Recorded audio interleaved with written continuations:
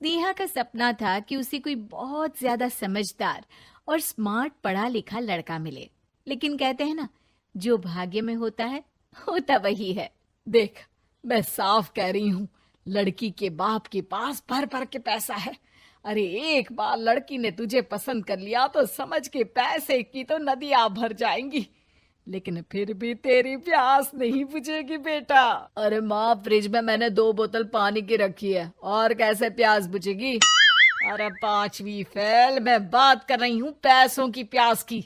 तू गवाह नहीं समझेगा इस बात को। बस तुझसे लोगों की नौकरी करवा लो। वो क्या है ना आशीष की माँ, वो सीधा है, और जिसे तू लोगों की नौकरी बोल रही है ना, वो आशीष का प्यार है अपने लोगों के लिए, जिनसे वो प्यार करता है या जिनसे जुड़ा हुआ है वो। अरे जमाना नहीं रहा वो। अरे आज की डेट में तो ना बेटा माँ का है, ना ही पति पत्नी का। कैसी बात कर रही है माँ? चाहे दुनिया यहाँ की वहाँ क्यों ना हो जाए, मैं आपके बिना नहीं रह सकता, ना ही मैं आपको कभी धोखा दे सकता हूँ। अरे हाँ, ठीक है ठीक है। देख, लड़की को पढ़ा लिखा लड़का चाहिए तो वहां चुप रहना। जबान खोलेगा तो पता चल जाएगा कि 5वीं पास है। अरे तो पढ़ा देती ना आगे। माना सौतेली माँ हो, लेकिन दहेज की लालच तो अपने बेटे जैसी ही रख रही हो। पापा ऐसा मत बोलिए ना माँ को, वो मेरी माँ है, मैं उनसे बहुत प्यार करता हूँ। अच्छा अच्छा बेटा, कुछ नहीं कहता, बस तैयार हो जा, चलते हैं और देखते हैं कि कौन है लड़की और क्या चाहती है।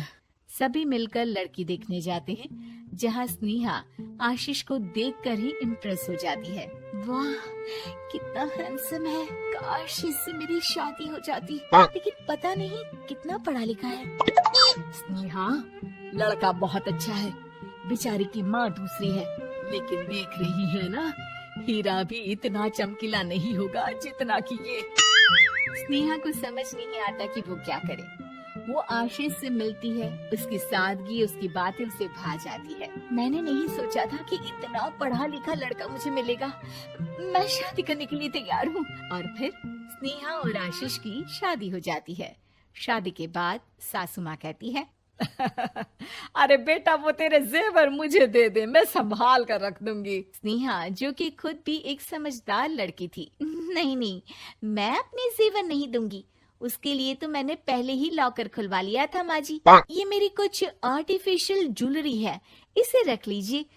वैसे मेरी अलमारी में जगह नहीं है ना। सास बेचारी नई नई बहू से क्या उलझती। सुनिए जी, मैंने आपके लिए खाना और नाश्ता बना दिया है। ऑफिस कब जाना है? कौन से ऑफिस में? मैं तो घर का सारा काम करता हूँ। हाँ, क्या बात कर रहे हैं? इतना पढ़ लिख कर आप घर का काम क्यों करते हैं? कितना पढ़ लिख कर?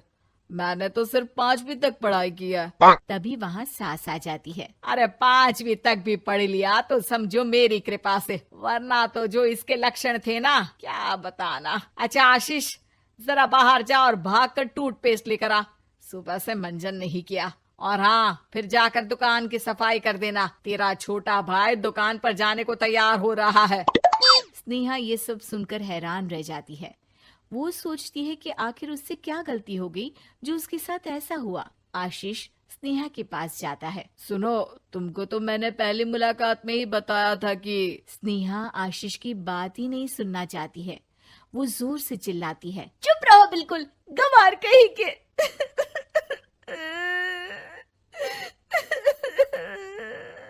कितना बड़ा धोखा हो गया मेरे साथ। अब मैं इस घर में नहीं रह सकती। प्लीज ऐसी बात मत करो, मेरी पत्नी हो तुम, जैसे बोलोगी मैं वैसा करूंगा। मैं कोशिश करूंगा बाहर जाकर कोई काम ढूंढ लूं, पर प्लीज मत जाओ। चुप रहो गंवार कहीं के, मैं तुम्हारे जैसी की बीवी हो ही नहीं सकती। आशीष स्नेहा को लाख समझाने की कोशिश करता है, लेकिन वो अपने मायके चली जाती है। माँ चलिए ना, स्नेहा को मना कर लेकर आते हैं। अरे जाओ, बनाने जाए मेरी जूती। इतना घमंड, जैसे कलेक्टर हो कहीं की महारानी। अरे मैं तो तुझे कहूंगी कि तू भी भूल जा, हमने नहीं भगाया, खुद ही तो गई है। माँ वो बीवी है मेरी, मैं प्यार करता हूँ उससे, मैं जा रहा हूँ उसे लेने। वहीं स्नेहा के घर पर, माँ वो तो कुछ काम ही नहीं करता, घर का नौकर है, 5वीं पास। मैं नहीं रह सकती ऐसे आदमी के साथ माँ। बेटा वो लड़का बहुत अच्छा है, उसकी तारीफ मैंने हर किसी से सुनी है। तेरा पति है, अब तक एक गलत माँ के साथ रह रहा था, तू संवारेगी तो संवर जाएगा। तभी वहाँ आशीष आ जाता है। मुझे माफ कर दो स्नेहा, पर प्लीज मुझे छोड़कर मत जाओ। मेरी माँ के जाने के बाद मुझे तुम्ही से सारी उम्मीद है। तुम जैसा कहोगी मैं करूँगा, पर प्लीज मेरे साथ रहो। सबके समझाने बुझाने के बाद स्नेहा आशीष के साथ घर आ जाती है। आ गई महारानी, अब आई हो और सच्चाई भी पता चल गई है, तो थोड़ा तमीज से पति के साथ घर देख, रसोई संभाल और हम सबकी सेवा कर। देखो, मैं अब इस घर में बंटवारा चाहती हूँ। जो मेरे पति का हिस्सा है वो उसे मिले और वो आज से कोई काम नहीं करेंगे। हिस्सा ले लो, लेकिन कमाओगे क्या, खाओगे क्या, धूल मिट्टी। अरे तेरा पति किसी काम का नहीं है, वो तो मेरा बेटा कमा रहा है तो 2 रोटी मिल जाती है इसे।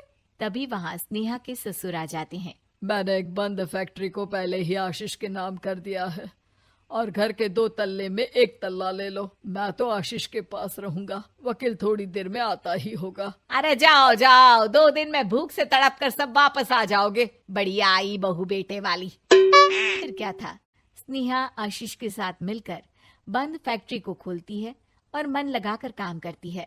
दोनों की मेहनत रंग लाती है और आशीष अपनी मेहनत से एक सफल बिजनेसमैन बन जाता है। लेकिन एक दिन, अरे बहू बेटा आशीष, मुझे माफ कर दो, मैं भी अब तुम लोगों के साथ रहना चाहती हूँ। इस कमबख्त ने तो दुकान का बेड़ा गर्क कर दिया। वो तो आशीष था जो सारा दुकान का काम संभालता था। बेटा हमारे पास तो अब खाने को भी नहीं बचा। माँ जी, इसे कर्म के फल कहते हैं। खैर, खाना है तो आपको और आपके बेटे को काम करना पड़ेगा, समझी? हे भगवान, अब ये दिन आ गए हैं कि बहू के साथ रहने के लिए मुझे काम करना पड़ेगा। बेटा आशीष, तू ही समझाना अपनी बीवी को। पता है ना मैंने तुझे कितने प्यार से पाला है। हाँ माँ, वो तो ऐसे ही बोल रही है आपको। अरे घर में कामकाज के लिए बहुत सारे नौकर चाकर है, आप आराम से रहिए माँ। स्नेहा आशीष का अच्छा और सरल सच्चा व्यवहार देखकर मन ही मन सोचती है, मेरा पति गवार ही सही,